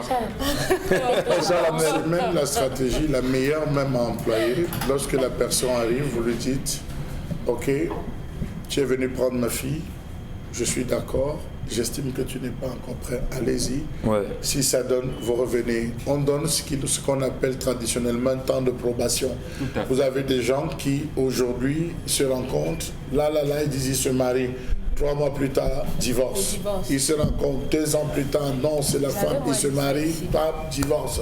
Donc il y a un temps de probation qu'on donne et c'est pour ça que moi, on vous dit que le viens en reste était reconnu parce qu'on vous donnait ce temps. Maintenant, vous allez vous battre en disant, ok, je crois que 6 mois, 7 mois, 1 an, 2 ans, 3 ans, 4 ans, 5 ans, c'est largement suffisant. Alors maintenant faire la dot et c'est comme ça qu'il arrive et dit, ok. Et cette période d'observation prépare à la période de soupçon. Très bien. Parce qu'en un moment, vous assainissez un certain nombre de choses. Je vous passe un message, Bonbon Bengan et Charles Amem battu sur le terrain, des téléspectatrices qui m'ont arrêté quand même dans la rue, qui m'ont dit, mais dites à M. Mbattu, pourquoi M. Mbattu Bonbon, pourquoi est-ce qu'il pense que pour faire confiance à une femme, il faut d'abord avoir au moins 5 enfants avec cette dernière avant de songer à l'épouser. Alors, j'ai tenté tant bien que mal de dire, ben, écoutez, on est dans un débat, mais apparemment, vous avez touché les femmes, Charles Amem Battu.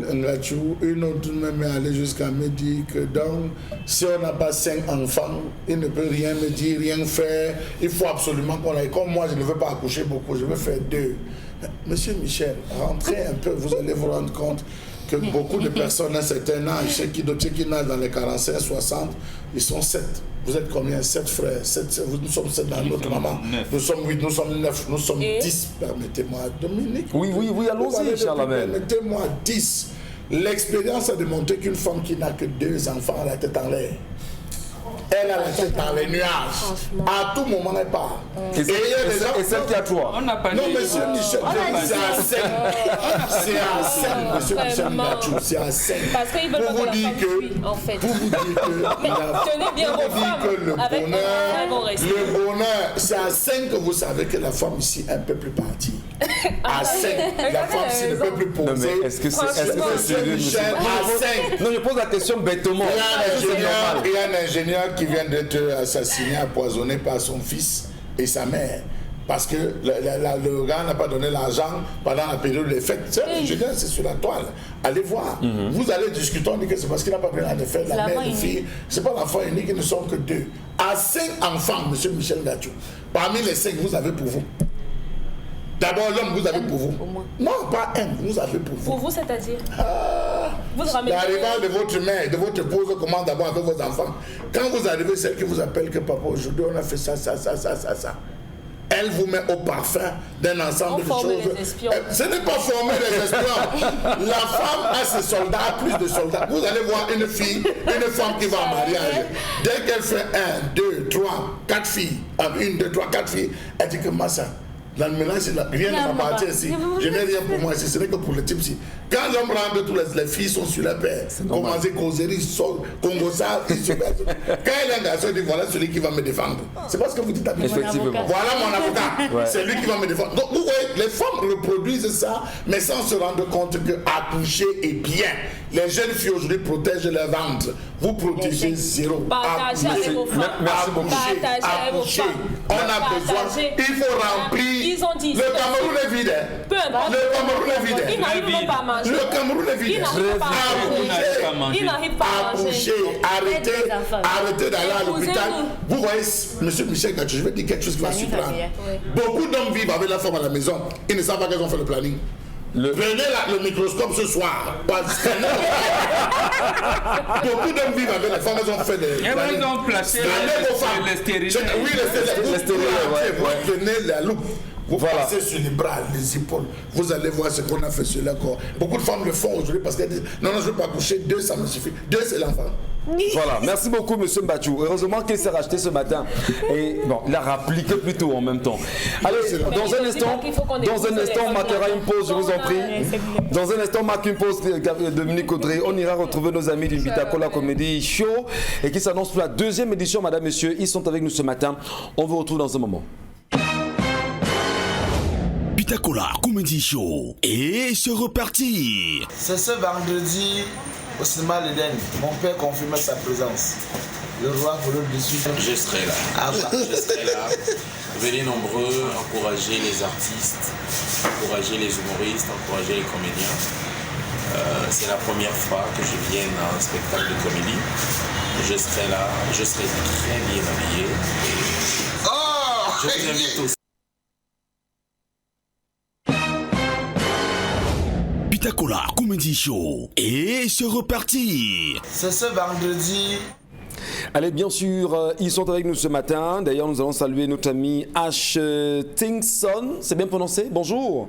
Bonjour Michel Ngachou. Ravi encore d'être sur votre plateau pour parler de cet événement très grandiose. Il s'agit bien sûr d'un Bitakola Comedy Show. Et rappelons, cette fois-ci, nous allons aller très loin et plus loin même. Voilà. Quelles sont les grandes innovations apportées dans cette 2e édition? Dites-nous. Il convient de mentionner ici que l'enfant est né. L'enfant, pour cette 2e édition, naturellement a appris à s'asseoir, a appris naturellement à ramper et a appris aussi à marquer quelque part. Donc on est passé à la vitesse exponentielle avec des artistes de renommée internationale. Comme vous avez pu le remarquer, la présence du chanteur de charme, le roi Polo 18, sans oublier le très grand Ngebo Solo qui témoigne également sa présence. Nous avons également le jumeau KM qui est un artiste très couru pour l'heure et qui viendra nous donner du véritable skin de l'Ouest Cameroun. Allez, vous n'êtes pas seul ce matin. Présentez-nous vos deux acolytes qui sont à vos côtés. Je suis avec un humoriste, l'un des plus intellectuels du comique au Cameroun, le système Biocol. On angoisse et on fait comment? Je m'appelle Piment Noir. Piment Noir, bonjour à vous et bienvenue sur Equinox Télévision. Bonjour monsieur Mbatou. Avant de... Bon, il y a Ngachou et Mbatou. Bon, c'est vrai qu'il y a Ngachou et Mbatou, il y a une grande confusion. Moi c'est Ngachou et Charles Amès c'est Mbatou. Voilà. C'est justement parce que le sujet me passionnait. Je voudrais, comme la femme, c'est un sujet sur lequel j'adore m'étendre là. Ouais. Je voulais donner, au propre comme au figuré, hein, je voudrais donner mon avis. Ouais. Concernant le sujet avant de poursuivre sur le Mbitakola. On a très peu de temps, allons-y rapidement. Voilà, je voudrais surtout rappeler que aujourd'hui les couples ça ne fonctionne pas beaucoup parce qu'on a oublié que la femme était le sexe fort. La femme n'attrape jamais les faiblesses sexuelles. Elle n'attrape jamais les faiblesses sexuelles. La femme, c'est pour ça, et elle avait toujours cette force d'aller au champ, tout auparavant. C'est pour ça que nos parents les fatiguaient avec les grossesses. Elle pouvait accoucher facilement 14 enfants, 10 et tout ça. C'est pour ça qu'elle restait à la maison, elle ne bougeait jamais. Voilà, on continue pour le... Alors, Piment Noir, vous ferez partie du plateau, on va dire, hein, de la fiche technique pour cette soirée du Mbitakola Comedy Show. Dites-nous, qu'est-ce que vous promettez à ceux qui viendront vous applaudir ce soir-là? Tout ce qu'on peut promettre aux gens, c'est des côtes cassées à la sortie, aux sorties des événements. Ça veut les ambulances? Là, nous serons responsables des côtes cassées, mais nous ne serons pas responsables des dépenses que ces gens vont faire, des frais pour réparer des côtes. Déjà, nous allons promettre aussi beaucoup de danse, parce qu'il y a des musiciens, il y a des chanteurs, il y a tout dans pour les côtes cassées, là, ce sont des humoristes. Moi, je serai là. Je promets donc cela avec mon président. Vous savez, nous, on a une association qu'on appelle les touristes. Et nous avons le président des touristes qui est là. On promet de ramener toute l'association des touristes dans la salle. Venez nombreux si vous voulez voir. Je ne vais pas tout détailler ici. Ouais. Et surtout, il faut rappeler le numéro. Non, on le fera tout à l'heure. Okay. On le fera tout à l'heure, justement. Et là, Ashtinson, le deuxième acolyte, il s'appelle comment? Il s'appelle Monsieur Ndiando Potatoes. Potatoes. Welcome, bro. Ah, Ndiando Potatoes. Yes. Dr. Ndiando Potatoes. You are welcome, my dear. Thank you. The pleasure is mine. You come from Usa? I'm from Bamenda. Yeah. Yes, the only man command who saw his fatherland, but I did not say where they will bury me. Despite the upheavals in the country, the coronavirus, the crisis, come and laugh out their lungs, relieve the stress. Laughing is a therapy. Don't miss the Mbitakola Comedy Show tomorrow, 5th February. You know the date now? Yes, it go hot. Tomorrow, 5th February. Tomorrow? 6 p.m. 6 p.m. is 18 o'clock. Okay. Yes. The only frog that jump backward. Okay. Ndiando Potatoes. Ndiando Potatoes. Oui. Why potatoes? Because potatoes is sweet. La patate. Ouais. La patate de la patacité, c'est moi. Yes. Vous avez compris le français de Bamenda. Ouais. Oui. On le verra demain soir à 18h. Cinéma Eden. Merci beaucoup. Allez, on va sortir rapidement, je vous en prie, avec le contact de cet événement Ashtinson. Les contacts, je vous en prie. Bien rapidement. avant de passer au contact, nous allons remercier ceux qui ont fait confiance, ceux qui tous les jours se battent pour naturellement arracher des tickets. Vous avez encore la priorité encore 6,52, 55, 52, 33. Alors, Mbitakola, au moment où nous parlons, il est sur les antennes de Radio Equinox et il fait un travail formidable. Merci infiniment les gars et puis à demain soir au cinéma, à l'ancien cinéma Eden, c'est ça? Merci infiniment. Vous êtes massivement attendu, merci. Merci infiniment. Rendez-vous pris pour demain soir, madame et messieurs. Nous poursuivons l'émission et vous sur Equinox Télévision, 10-12 le Zénith, tout de suite et maintenant, Karine Santia. Et sur Mbitakola Comedy Show. Et c'est reparti. C'est ce vendredi au cinéma L'Eden. Mon père confirme sa présence.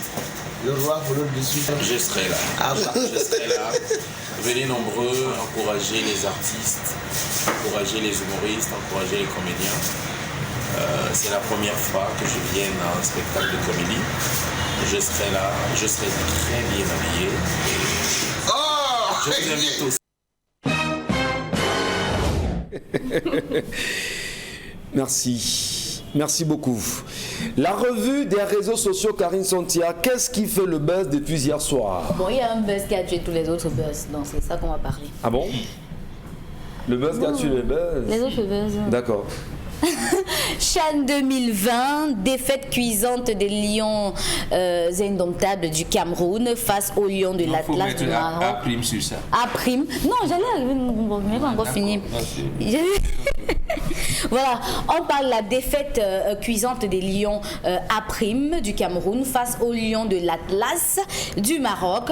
0 but contre 4, c'est le score final de cette rencontre comptant pour les demi-finales du championnat d'Afrique des Nations. Le match s'est tenu hier au stade de Limbé. Alors, sur la toile, les Camerounais, pour les uns, s'attendaient quand même à cela, au vu du fait que ils ont... bon, il y en a qui disent que pourquoi vous chantez d'abord l'hymne national en français à Limbé, et il y a d'autres qui disent que c'était prévisible parce qu'il y avait déjà le karma du Congo.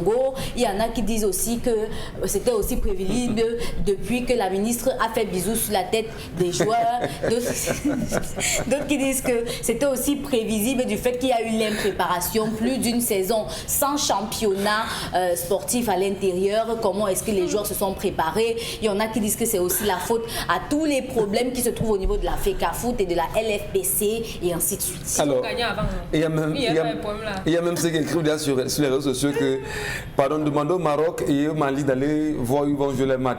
Dans ce bientôt, on commence le confinement.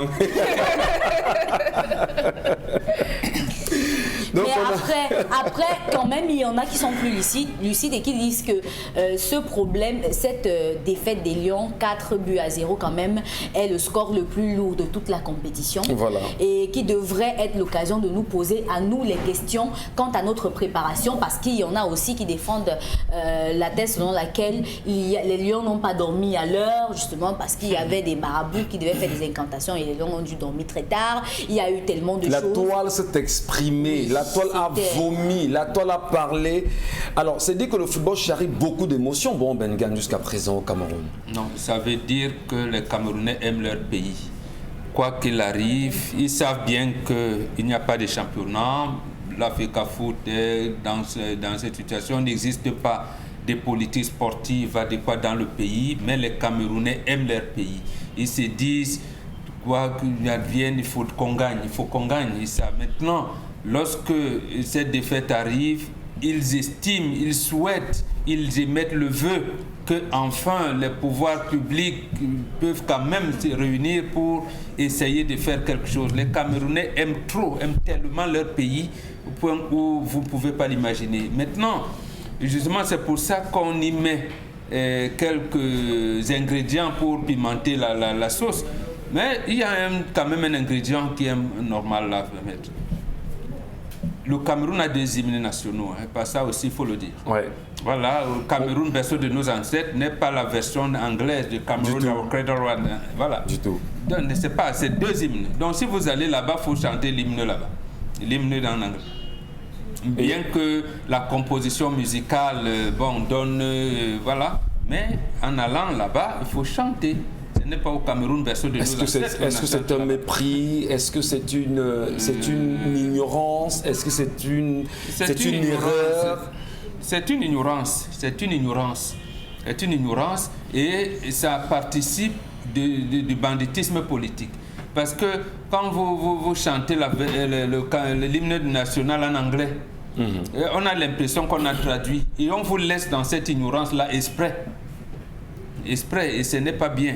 Maintenant, est-ce que les pouvoirs publics vont prendre sur eux pour définir la politique sportive? Parce que chez nous, ce qui se passe, c'est que même en sport, nous sommes dans les urgences. Tous les entraîneurs depuis 20 ans et un peu plus, ils sont dans la logique, il faut gagner, il faut qu'on gagne. Vous n'allez pas regarder les Lions parce que vous voulez voir des stars. Le football, vous l'avez dit tout à l'heure, c'est le spectacle. Oui. C'est le spectacle d'abord, mais ici, on fait ce qu'on appelle l'animation défensive. Il faut tout faire, on peut même faire le vrac, on gagne. Vous avez vu que même lorsqu'on a gagné la Coupe des Nations au Gabon en 2017, on a dit, il n'y avait pas les stars. On vient voir les stars. Quand vous vous déjà dit, Cristiano Ronaldo, on veut voir Eto'o, on veut voir, c'est comme ça que nous on a grandi. Voilà. Quand tu viens voir, tu veux voir un match, tu sais que, Est-ce que Union a dit qu'il va aligner Pep Solo? Est-ce qu'il va aligner tel Piazza qu'on appelait Bassois? Est-ce que Ben Joseph Antoine sera? Est-ce que Canon ou il y aura Mbida? On avait dit que Grégoire Mbida était malade. Est-ce qu'il est revenu? Donc on veut voir les stars. Voilà. Mais ici, on ne fait pas la promotion des stars. Dominique Audrey, on ne fait pas. C'est pour ça que... aussi... Et on fait la promotion des moyens. On ne fait pas... Finalement, même on va faire la promotion des médiocres. Voilà. Vous avez regardé le match d'hier et surtout les réseaux sociaux se sont exprimés. Mais finalement, qui est cette dame qui a fait des bisous sur les têtes des joueurs? Parce qu'apparemment, tout est fixé sur elle. On peut dire que c'est son malheur pour le moment. Elle ne faisait que sa bénédiction et malheureusement, quand commence à prendre le temps, le malheur des Lions et Nantais aujourd'hui. D'autres ont aussi interrogé la présence des taux, d'autres ont interrogé. Mais moi, je crois plus que c'est le karma. Hein. C'est le karma. Vous vous souvenez que quelques jours avant, c'est le Congo qui était dans une mauvaise posture. Ouais. Donc c'est le retour à l'expéditeur en fait, d'une certaine façon. Mais quel retour? C'est cruel. 4-0. Et quelle a été voilà aussi Karen Santia, ça te sort de ça. C'est même plus plausible. 4 ans de guerre, vous dites 4-0, 4 ans de guerre, mais arrêtez. Oui, mais également, la toile devrait être un peu plus sérieux quand même. Vous croyez qu'il faut pas sérieux? Oui. C'est la douleur qui s'exprime de cette façon. Et puis tout ressort rapidement. Vous savez qu'aujourd'hui, on a tendance à chercher des responsables de nos échecs, de nos malheurs, de nos erreurs. Généralement, on cherche des boucs émissaires, des personnes sur qui on va mettre ça. C'est parce qu'elle a fait un bisou que leurs pieds n'arrivaient pas à courir, qu'ils avaient l'air fatigués. C'est ça. On trouve simplement, bon maintenant, moi je ne crois pas quel peut être l'impact d'un bisou sur le front, sur une prestation, je ne sais pas. Les initiés peuvent bien l'expliquer, mais maintenant pour les simples d'esprit, non, ça ne s'explique pas. Les Camerounais ont-ils été méritants ou pas, Charles Mbachou, ou si on revient justement sur les propos tenus par un confrère et qui font le tour de la toile aujourd'hui, on estime que ces garçons ont dormi très tard parce qu'il fallait attendre l'arrivée de X qui devait faire des rites, il fallait dormir à 1h, se réveiller à 3h et tout ça. Est-ce qu'à un moment donné, comment vous expliquez tout ça quand même, M. Mbachou, si tant il est vrai que les informations en notre possession tendent vers cette réalité-là? Monsieur Michel, vous avez oublié que désormais les tuériféraires, les habitués des plateaux de télévision ont lancé désormais que vraiment c'est le plus beau chan. Ils ne parlent pas de l'échec, ils disent que non, vraiment c'est le plus beau chan qu'on a organisé. Tous ceux que vous voyez sur les plateaux qui viennent défendre, ils ne parlent pas. Pendant que vous dites que les Lions, les Lions disent que non, vraiment le chan là c'était une réussite. Ils ont tourné en dérision. Monsieur Michel, l'Église et les marabouts ne marchent pas ensemble. Vous avez eu dans un premier temps la sélection qui avait été faite par un marabout. Rappelez-vous bien, cela avait fait les choux gras de la presse. Oui. Un marabout est venu, même le coach Conceição lui-même est devenu un peu perdu parce qu'il ne comprenait pas. On lui dit tais-toi, ces choses, si on a joué ça la nuit, avant le jour, tu ne comprends rien à ça. Tu dis qu'il va jouer comment? On dit tel va jouer là, tel va jouer. Donc si c'est le coach, le marabout qui a passé le temps à faire la sélection, vous pouvez comprendre pourquoi est-ce qu'on se retrouve là. Premier point. Deuxième point, il y a d'abord eu la messe. On a organisé une messe d'action, vous appelez ça d'action, action de grâce par rapport à quoi?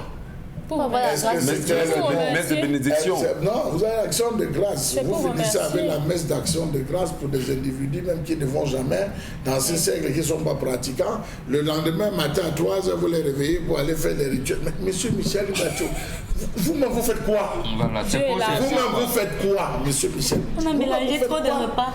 La parabole. Vous-même vous faites quoi? L'autre chose, monsieur Michel, c'est il faut quand même dire que on est allé jouer, on peut l'occulter, les occidentalisés peuvent l'occulter, mais lorsque vous parcourez, je prends le cas de l'Ouest, lorsque vous parcourez les zones où le maquis, même dans la Sanaga maritime où on a parlé, le maquis a séjourné, toutes les zones, monsieur Michel, où il y a eu mort d'homme, ces zones à des moments sont esquivées.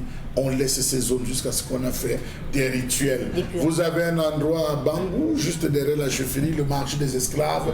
On ne fait absolument rien là-bas en attendant le jour où on va venir faire le rituel de demande de pardon et de tout.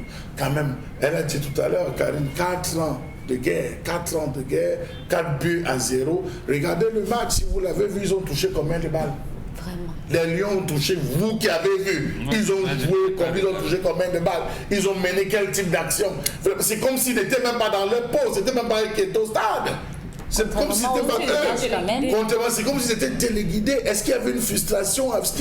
Qu'est-ce qui s'est passé? Il y a autant de questions qu'il faut se poser. Vous avez la crise à l'Africa Foot, ces différentes interventions. Vous avez vu cette crise, les différentes sorties d'Abel Bengue. Vous avez pu le voir qui disait que mais qu'est-ce que Eto'o pas cherché là où les gens sont en train de s'entraîner? Il y a un ministère, il y a ceci. Ces différentes crises, ces différentes guerres des réseaux et des lobbies qui affectent. Ben oui, il faut. Et on a le courage de le dire, hein, qui sont retrouvés affectés.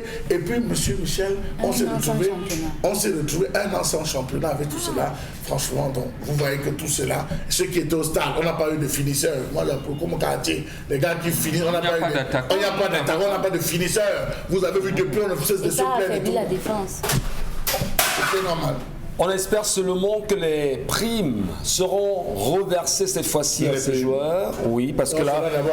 Ben vous avez échoué. S'il n'y a pas de prime, non, s'il n'y a pas de prime pour ces joueurs, vraiment nous faisons la promesse que non, ils ont fait ce qu'ils pouvaient. Non, on va revenir en parler. Il faudrait que ces joueurs nous rassurent qu'ils ont reçu leur prime parce qu'on connaît le Cameroun. On sait comment ça se passe au Cameroun. On sait pourquoi Jacques Zoua n'a pas été aligné jusqu'à présent. Donc on espère simplement que les primes leur seront reversées pour dire aux Camerounais. Effectivement, si nous sommes arrivés à ce niveau de la compétition, à qui devait-on se plaindre? Simplement parce qu'on n'a pas de championnat. On n'a pas de championnat au Cameroun, on n'a rien, on n'a pas d'organisation du football. Cette demi-finale, vous y alliez avec l'équipe la plus performante de toute la compétition. Nous allons avec l'équipe. Vous étiez avec l'équipe le Maroc. Parce que depuis le début de la compétition, le Mali et le Maroc sont sortis du lot dès le début. Et puis le Maroc a fait. La plupart de ces matchs étaient des matchs gagnés. Voilà. Vous arrivez là, alors que vous êtes arrivé en en quart de finale déjà avec un rescapage, parce que vous avez fait les nuls. Vous arrivez et à ce niveau-là, il faut mettre les bouchées doubles parce que le Maroc ne devait pas vous regarder comme ça avec vos beaux yeux parce que vous êtes chez vous. Être chez soi ne garantit pas que vous allez avoir une victoire. Voilà. Et vous avez en face de vous une équipe qui est très préparée, qui a un championnat dans son pays où les joueurs sont constamment en activité. Malgré le Covid qui a sévi et qui sévit encore au Maroc aujourd'hui. Merci beaucoup Karine Santia pour cette actualité qui a fait le tour sur la toile. Nous allons saluer Consti Lamine qui est avec nous ce matin pour le concept Salaka et il tient en main exactement ce matin Von Bio. Consti Lamine, bonjour, bienvenue chez vous. Alors bonjour Michel Gatchou, bonjour à tous les téléspectateurs de cette émission et bonjour à tous les clients et partenaires du concept Salaka. Oui, vous aviez parlé concept Salaka et je viens ce matin avec une très très bonne nouvelle à l'endroit de tous les clients du concept Salaka, de tous ceux-là qui sont dans la ville de Douala et de ses environs, que le concept Salaka sera bel et bien représenté du 10 au 14 février 2021 à la salle des fêtes d'Aqua. C'est à l'occasion de la 2e édition de la foire des leaders organisée by Deloitte. C'est donc l'occasion déjà pour moi ici de rappeler à tous nos téléspectateurs que je vous donne 5 jours de double réduction. Vous aurez des prix jamais vécus au concept Salaka, chers téléspectateurs. Votre Von Bio Oméga 3 sera vendu à un prix très très abordable. Votre correcteur de posture, vos languettes médicales, votre Earlysap, sans oublier la pommade contre les hémorroïdes ainsi que le tapis Fobreza, sans oublier également les gants de cuisine.